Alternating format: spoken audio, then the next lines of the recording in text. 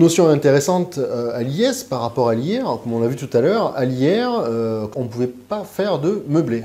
Ici, à l'IS, eh bien, on va pouvoir, si l'on veut, faire du meublé.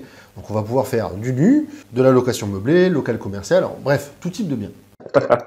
T'aurais pu en mettre moins. Hein. De quoi? Des chiffres. Des chiffres. Ouais, oui, mais c'est toi qui as dit tout ça. Ouais. En même temps, c'est comme ça, c'est la vraie vie d'un bien immobilier, où il se passe plein de choses dans l'année, et puis à la fin, on a un impôt.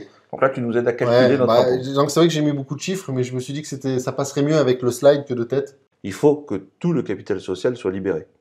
Donc nous, on te conseille de le libérer au moins avant la fin du premier exercice de ta société.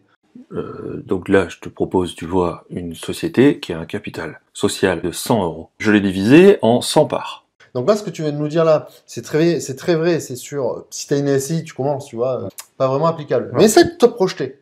Essaie de te projeter, tu te projettes, tu as plusieurs sociétés, mais ce qu'elle possède réellement, ce qu'elle a amorti. C'est ce qu'on appelle le patrimoine net. Donc là, tu as donné des parts, et tu n'as pas donné des maisons, tu as donné des parts de la société à ton enfant.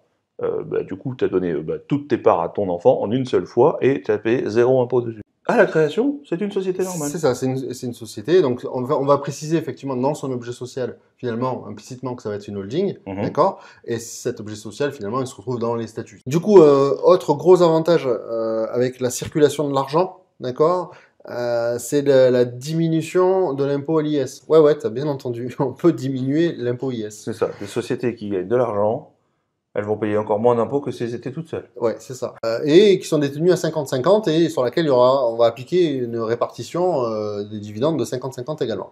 D'accord ? Ouais, donc tu nous montres le monde des sociétés d'un côté et le monde des noms propres de l'autre. Exactement. Bien, là on se retrouve sur mon écran, on va se faire l'étude de cas à l'IS, on va reprendre finalement le même bien que tout à l'heure, le même exemple que tout à l'heure. On a le résultat.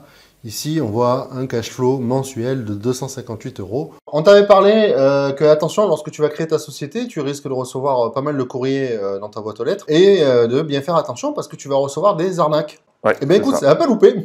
Eh bien, on en a reçu une nouvelle. On est en plein dedans. Voilà, tu vois, ça ressemble un petit peu à un papier officiel.